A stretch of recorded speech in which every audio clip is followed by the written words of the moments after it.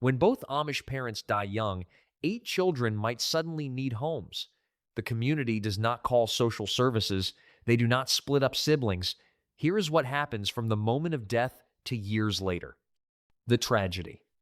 Death comes suddenly in Amish communities just as it does anywhere else. A buggy, accident, a farming injury, a sudden illness, cancer. When it takes both parents while their children are still young, the loss is devastating. 8 children under age 16, 6 children under 12, 4 children under 8. The numbers vary, but the situation is always the same. Children who went to bed with their parents wake up orphans. The community receives the news quickly. Word spreads through personal visits, not phone calls. Within hours, everyone knows. The response is immediate. Family members drop everything. Neighbors cancel plans. The church mobilizes. No one waits to see what will happen. No one assumes someone else will handle it. The Amish do not rely on outside systems to care for their own. Family response. Extended family arrives within hours. Grandparents from both sides of the family, aunts and uncles, adult siblings of the deceased parents. They come from neighboring districts. Some travel from other states. They converge on the home where the children are staying. The children are in shock, grief-stricken, confused, but they are not alone. Family surrounds them immediately.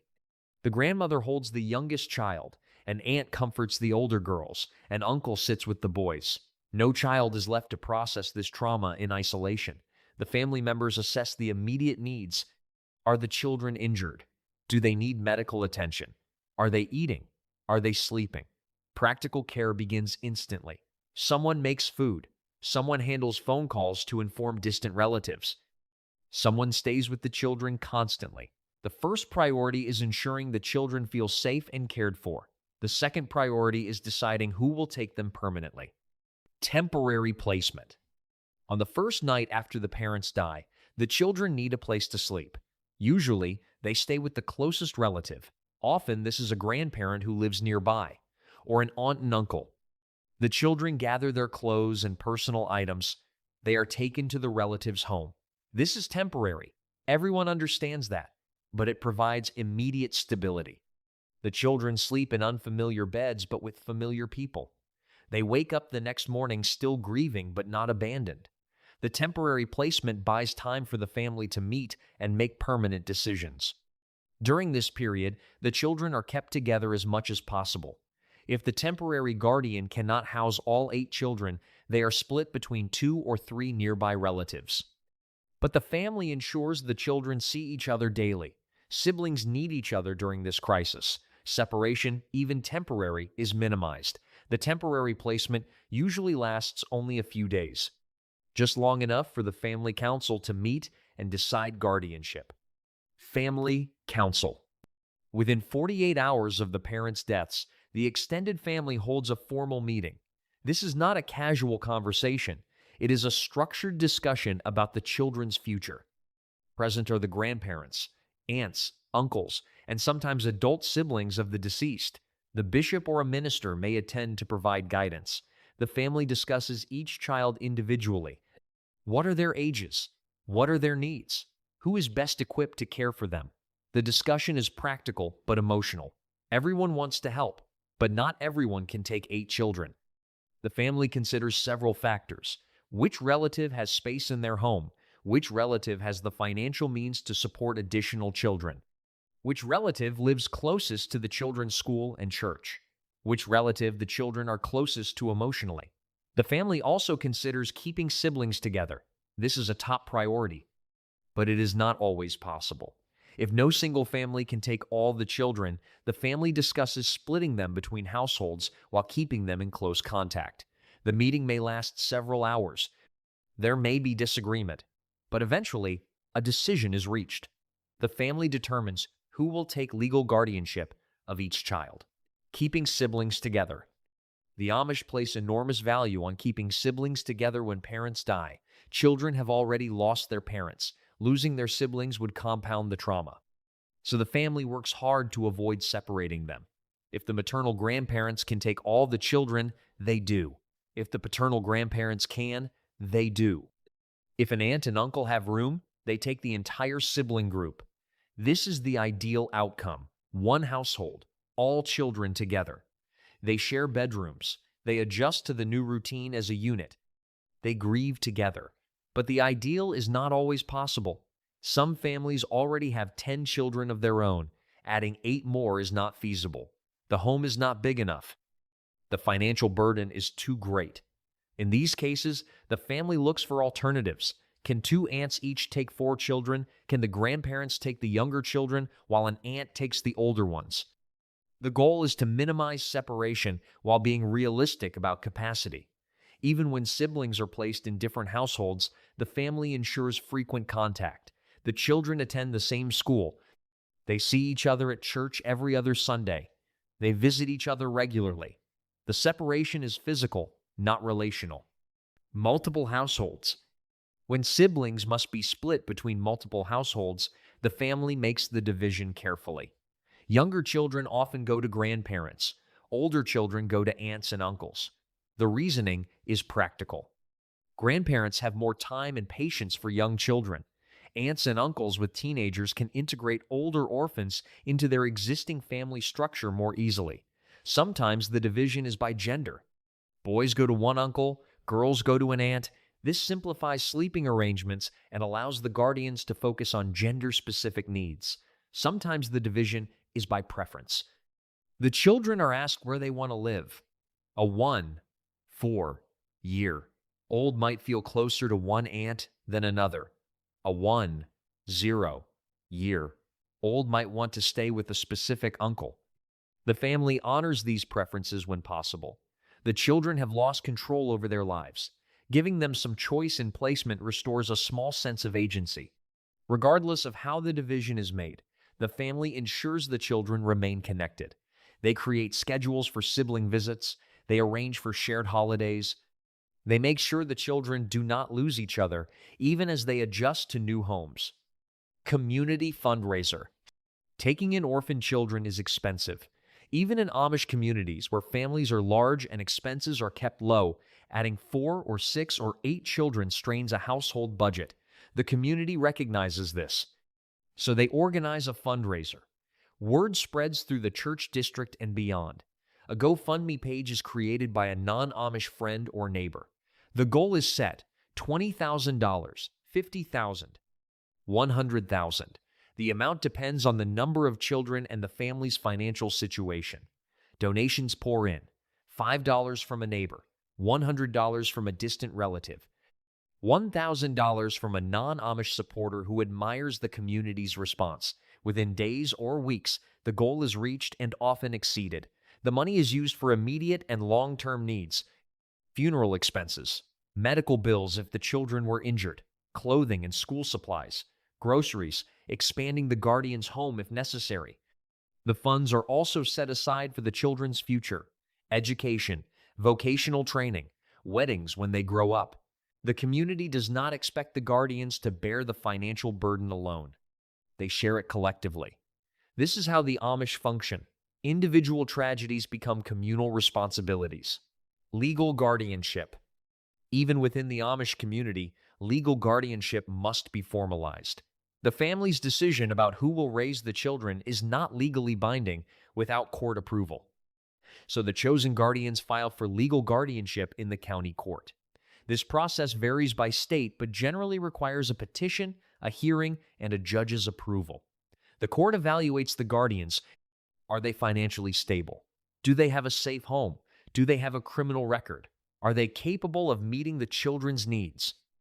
In most cases, the court approves the family's decision without issue. The guardians are relatives. They are already caring for the children. The children are thriving. The judge signs the order. Legal guardianship is granted.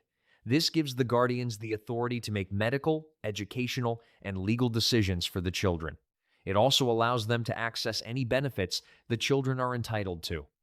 Social Security survivor benefits, life insurance payouts, trust funds established by the parents. The legal process can take weeks or months. During this time, the children remain with their guardians under informal arrangements, but the formalization is important. It protects the children and the guardians legally. Continued schooling. One of the most important aspects of stability for orphaned Amish children is continuing their education without interruption. Amish children attend small one-room schoolhouses within their community. When their parents die, the children remain in the same school. They see the same teacher. They sit with the same classmates. This continuity is critical for emotional healing. School provides routine. It provides normalcy. It provides a space where the children are not defined solely by their tragedy. The teacher and classmates know what happened. They offer sympathy and support. But they also treat the orphaned children as regular students.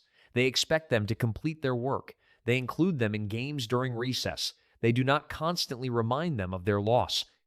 The guardians ensure the children attend school regularly. Even if the children are struggling emotionally, they go to school. The Amish believe routine and responsibility help children cope with grief. Staying home, wallowing in sadness is not encouraged. Moving forward, even in small ways, is. The school community also supports the guardians. If the children need extra help with homework, the teacher provides it. If they need emotional support, the teacher listens. The school becomes a safe space where the children can grieve and grow simultaneously. Long-term support. The community's support does not end after the children are placed with guardians. It continues for years. The church checks in regularly. Ministers visit the guardians to see how the children are adjusting. They offer spiritual counsel. They pray with the family. They provide encouragement. Neighbors and extended family also stay involved. They invite the orphaned children to their homes. They include them in family gatherings. They make sure the children know they are loved and valued beyond their immediate guardian household. The guardians receive practical help as well. If they are overwhelmed, other women step in to help with cooking or cleaning. If they need a break, relatives take the children for a weekend. The community understands that raising orphans is difficult. They do not expect the guardians to manage alone. Financial support continues as well. If unexpected expenses arise, the community contributes again. A medical emergency. A need for new clothes as the children grow. Costs associated with weddings when the children reach adulthood. The community ensures the guardians are not financially burdened. Over time, the orphaned children integrate fully into their new families. They call their guardians mom and dad or aunt and uncle, depending on the relationship. They bond with their new siblings. They adapt to the household routines. The trauma of losing their parents never fully disappears, but they heal surrounded by family and community. Conclusion. What happens to Amish children when both parents die young is profoundly different from what happens in mainstream society. There is no call to child protective services, no foster care placement, no adoption by strangers. Instead, the extended family immediately steps in. Within hours of the parents' deaths, relatives gather. Within days, guardianship is decided. Within weeks, the children are settled into new homes with people they know and trust. The process is swift, communal, and family-centered. The children never leave their community. They continue attending the same school. They worship in the same church. They maintain relationships with their siblings even if placed in different households. The community supports the guardians financially through fundraisers that often raise tens or hundreds of thousands of dollars. This ensures the guardians can afford to care for the additional children without financial hardship. Legal guardianship is formalized through the court system, giving the guardians legal authority and access to benefits. But the real care happens outside the legal framework. It happens through family commitment, community support, and shared responsibility. The Amish do not see orphan children as the state's problem. They see them as the family's responsibility and the community's privilege. Every child deserves a home. Every child deserves to be raised by people who love them. When parents die, the family and community ensure those needs are met. No orphanages, no foster system, no strangers raising Amish children. Just grandparents, aunts, uncles, and cousins stepping into the gap. Just a community that refuses to let any child face the world alone. The children still grieve. They still struggle. Losing parents is devastating at any age, but they do not face that grief in isolation or uncertainty. They know where they will live. They know who will care for them. They know they are not abandoned. This is the Amish way. When tragedy strikes, the community absorbs the impact. No one falls through the cracks. No child is left behind. Family takes over, community supports. And life continues with the orphans surrounded by love, stability, and the values their parents raised them with. It is not a perfect system. Some children struggle with the transition. Some guardians feel overwhelmed. Some families disagree about placement decisions. But it is a system rooted in deep commitment to family and faith.